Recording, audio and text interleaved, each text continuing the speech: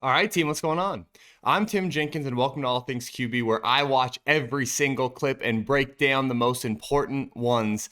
Today, we are jumping into Bo Nix, a big win for this Broncos team over the Jets in Week 4. So without further ado, let's jump into the film. All right, team, we are jumping into this thing, and the first clip I have for you guys is a little isolated shot. And what I want to preface this with is that if you did not watch the game live, every first half throw, you've got to take into consideration the rain because it was raining all over the place. So that's something we've got to consider. So let's first talk through, okay, formationally, what are these Broncos in? Okay, we've got two tight ends. We're in deuce. Okay, we've got our Z, we've got our X. We motioned our X a little bit. We've just got an isolated shot backside. We're saying, hey, listen, Bo, if you like the one-on-one matchup, take it. We also got a big dig. We also got to talk through, man, 2nd and 20, right? So what are we doing with these? Why are we in deuce? We're in deuce so we can double chip this, meaning, hey, we want to chip. We want to chip before we get out, right? We want to chip before we run these double bang wides where they boom, chip, and then they get out. Gives us a little bit more protection. Unfortunately, this is an unbelievably brutal job by our, I want to say left tackle. Okay, I think, hey, listen, it's a little overshot. What I will say is when you get to the tight, we're going to see why. But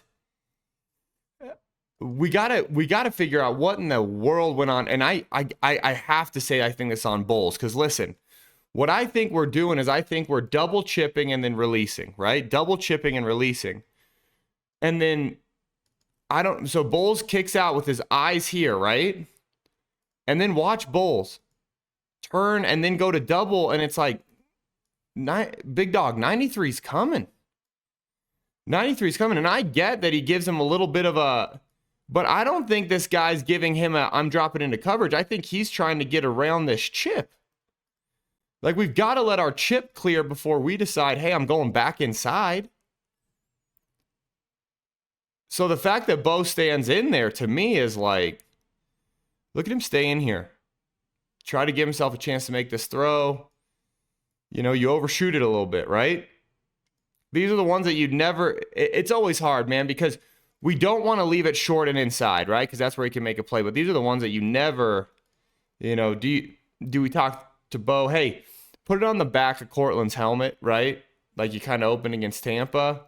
Or give him a high ball, but at the back of the helmet, so that way it turns into a true 50-50. That's tough. But what I will tell you is really tough is the fact that not only is it raining, but then also my left tackle decides, hey, you know what? I'm going to go ahead and double. And granted, let's talk about Bulls double here. That's a great job. That's a great job. The only issue is we ain't supposed to be doubling there. We're probably supposed to be blocking that darn D end. Okay? That's the first one I've got for you guys. Second one is a decision that I don't think is a bad decision at all. I don't think is a bad decision at all.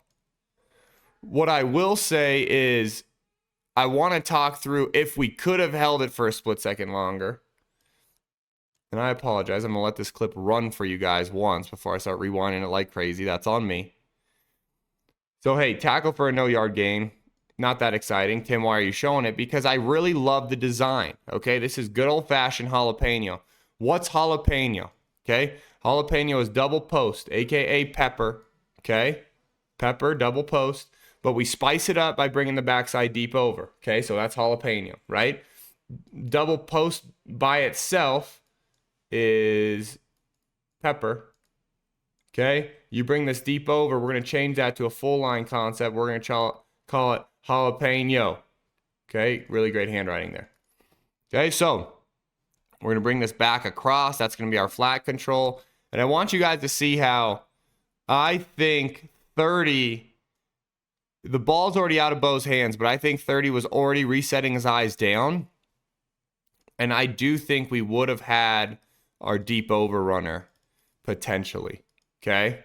With all that being said, it's not on Bo, right? He couldn't hold the ball any longer. Okay. That's funny that those stayed up. Couldn't have held the ball any longer. And that's kind of how it shakes out, right? You get there to where these are the things that kill me. And it's hard because you understand the principle of the man in the arena. You understand the idea of it's so much harder to be the person actually doing something than the person criticizing it. With that being said, this angle here is horrible. He knows. I mean, he's got to know that we're trying to get outside. He's got to know that, hey, we're trying to design this thing to get outside. Don't overset this thing. Play to this shoulder so then he can't get around you, because now that we overset it, now it's like impossible for Bo. Yeah. And you guys can see what I'm talking about with 16, where he's starting to win across the formation here. We can just hold up a split second longer there. I think we've got a shot. Okay, we got another no grade. This is a deep over miss. This is one I wanted to show because first I want to talk through the concept, because I really enjoy the concept. I like the things we're getting to as an offense. Okay, this is a variation of Samurai, where we've got this here. Okay, we got the deep over here. One of these two is running the slumber route, which is a shallow. Okay, the outside guy, and then the backside guy, he's on a true dig. And you can see really how this concept flows well. You know, Jets cover it up pretty good. The reason I wanted to show this one, because I want to show it from the tight, because I want to show just how slippery this ball was, where you can see that just takes off on Bo. Like nowhere in the vicinity of anybody. And that's not I think that's just genuinely ball slipped out of the paw because we've got a torrential downpour. Kind of want to talk through it because I think that's a good thing to give everybody at home perspective on just how much it's raining right now. This one, ball's got to be out earlier. And we got to throw a better ball. You can see just another boot. Broncos offense was just off. And like games like this suck, man. It's just like where you have the rain, you've got the moisture, you're kind of not clicking. But these are the nasty wins, right? These are the gritty wins. Cortland's just going to sit down. We've got to just get to Cortland and take it. Right there. Get to Cortland and take it. Right? He's open. We keep holding the ball. We get to him late, and we get to him low. Yeah, that one just hurts us. Getting to him late, getting to him low, can't have it. Can't have it. Look at it from the tight. Just where timing's off, man, where we're tripping each other. That's just not our best. Sean challenges this one, which also hurts the Broncos a little bit later in the game. And I mean, coach, come on, baby. You're looking right at it, okay? Coach, you got eyes right on it.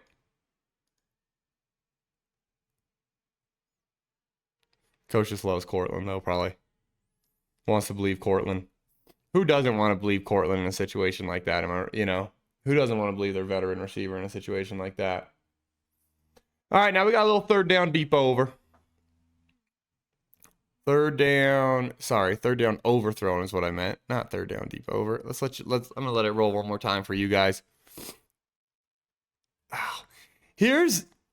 And it's hard because you guys have heard me get on here and say, man, we need to be more aggressive.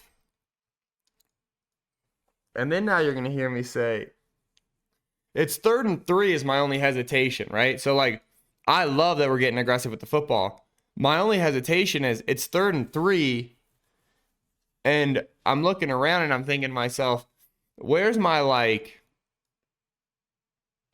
basically it's 3rd and 3, and I've got go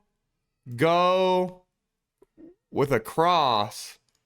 And I'm thinking to myself, where am I going with this football on 3rd and 3 to just convert the 3? And I mean, there's times where I like really appreciate stuff like this, right? Like, hey, let's be aggressive with our play calls. Part of me here, though, is like, part of me was anticipating, hey, let's see mesh, let's see, a little pick route with an option underneath. And, you know, maybe that's the design, right? Maybe the design is, hey, genuinely, we're going to bring these guys in tight and we're going to make them think we're running mesh, and then we're going to outside release and we'll be able to pop somebody, right? If that's the case, hey, I get it. With that being said, we had a lot of third and medium, third and short, where we ended up taking a shot instead of trying to scheme up something. Very well could be this Jets defense too. They know, hey, they get aggressive. They're going to play man on third and short. We got to take advantage of it. We got to hit one or two of these to back them off, right? So I get it in the game planning process too. I get what they're trying to do. I didn't see a lot of 3rd and 3, 3rd and 6. Hey, here's a play that we want to try to convert the down and distance, right? I didn't see a lot of that on the tape this time.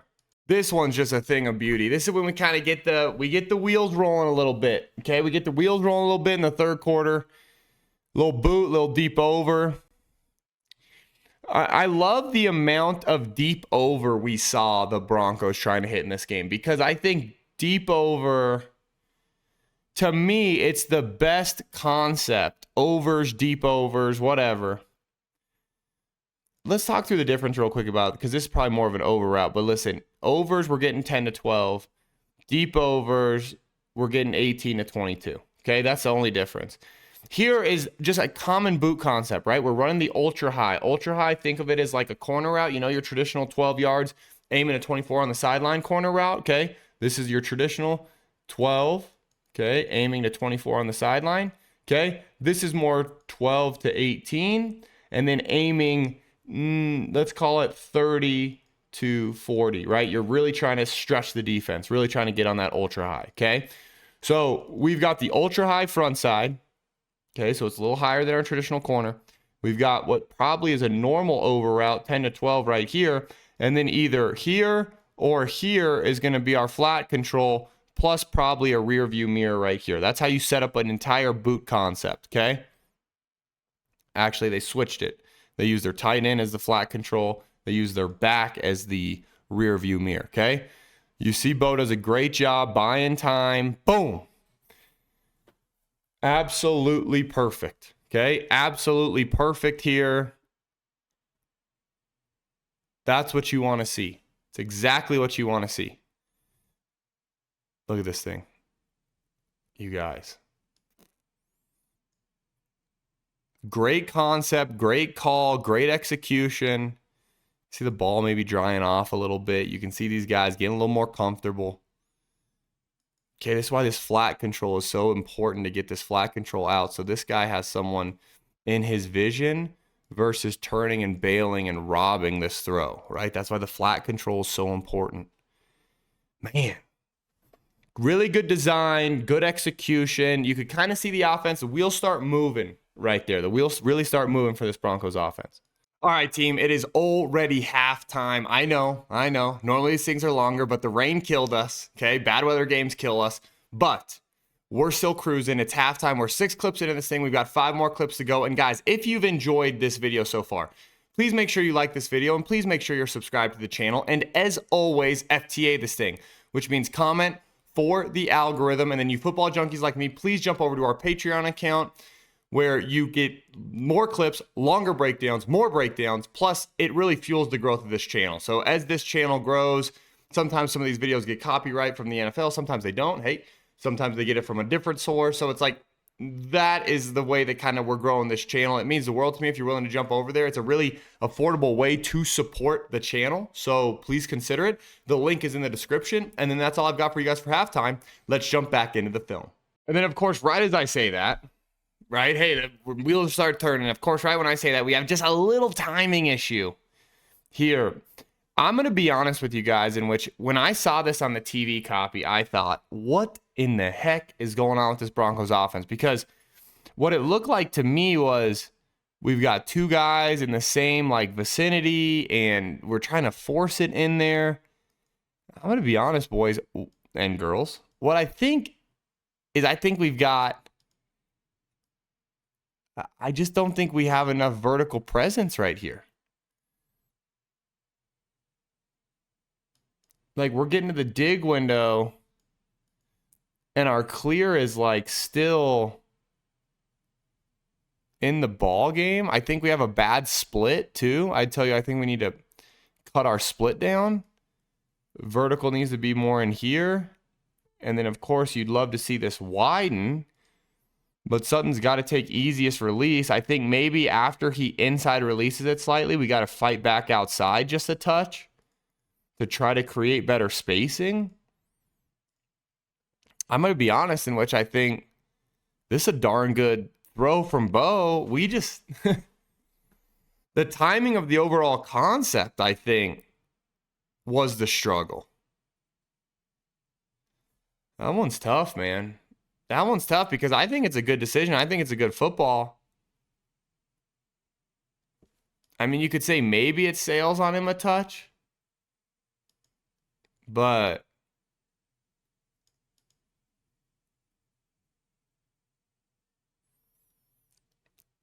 it's tough because you got to make that throw with anticipation. You have to you got to throw that thing in the window. You can't, wait to see, hey, what's the space, it's hard because this is a big time throw that you've got to anticipate. And then now we're going to get to it. Now we're running it.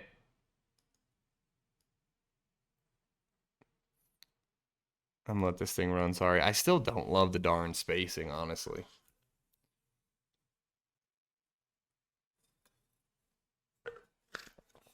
Still one of those things where I'm like,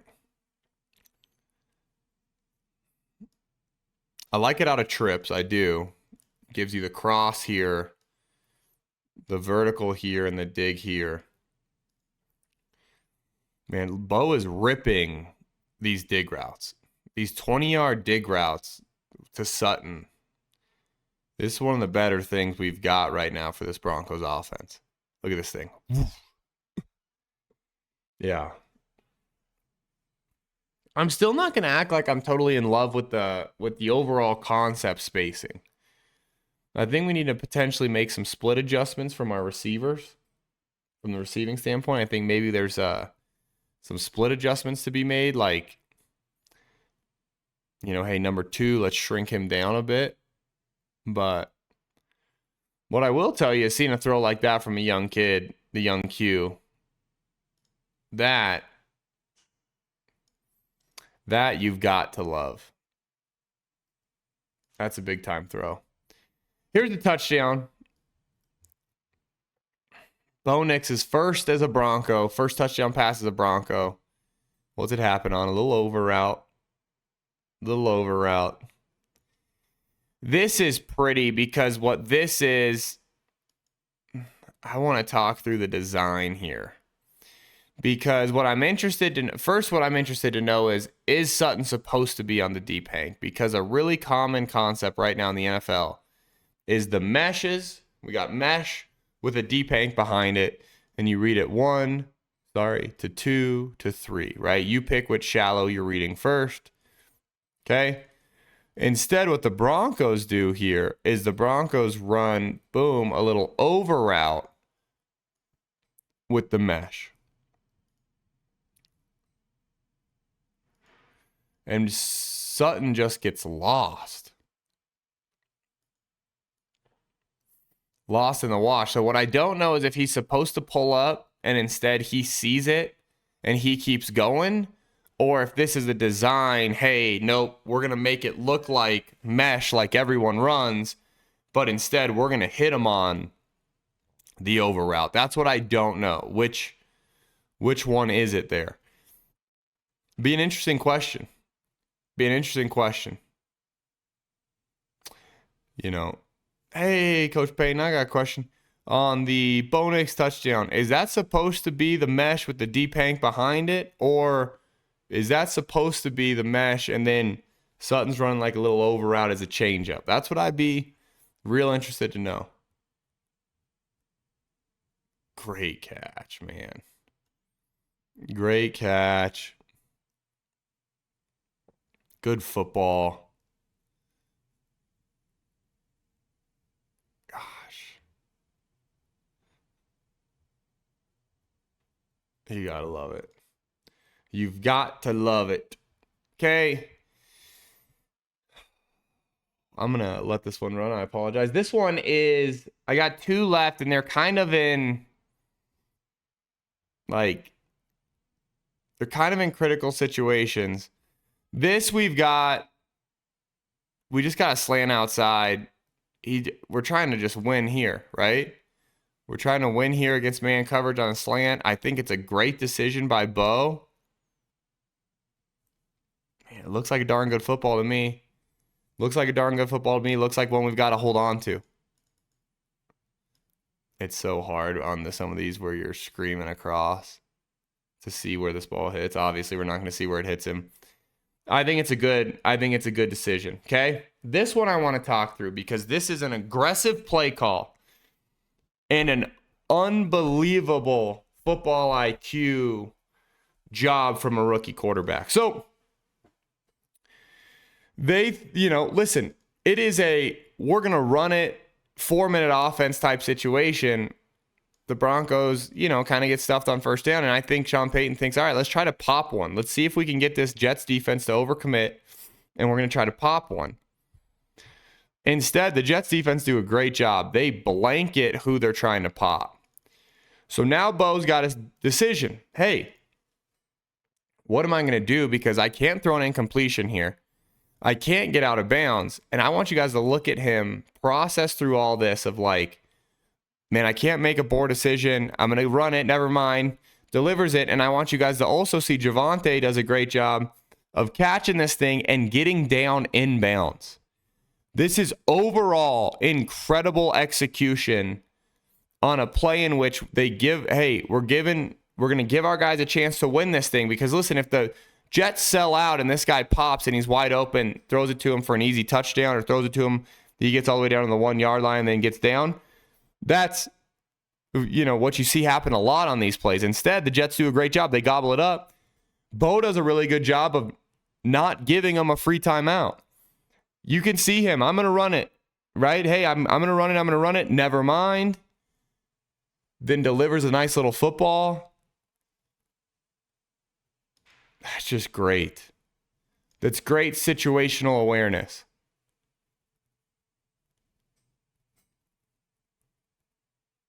Really good situational awareness from the young quarterback. Obviously, they then miss the kick, and Aaron Rodgers still gets a really good chance, and the defense steps up. So let's give a lot of credit to the defense, but that's a darn good job. So for me, hey, what do I think everyone missed about this win? And what I think everyone missed was, if you remove some of these real rainy throws, Bo, I thought, played a pretty darn good game. I thought Sean called another aggressive game. I think the weather impacted the offense more than anything. I do think maybe there's some growth in the 3rd and 3 to 8 range of like, right now it seems like they're kind of betting on man coverage and going isolated shot, which to a degree I get from hey, we've got a young quarterback. If we get man coverage on 3rd down, let's just go ahead and try to throw this go, see if we can pop a touchdown, right? Like, I get that game planning to a degree. I do think let's see some growth in maybe some mesh, maybe some, hey, let's run that corner route with an option runner underneath. Let's see if we can screen somebody. I think there's some growth there. I also think we didn't have that many offensive plays to begin with, which then creates a challenge. So I want you guys to comment. You let me know what you thought of the Broncos win, of Bo Nix's start. And until next time, peace.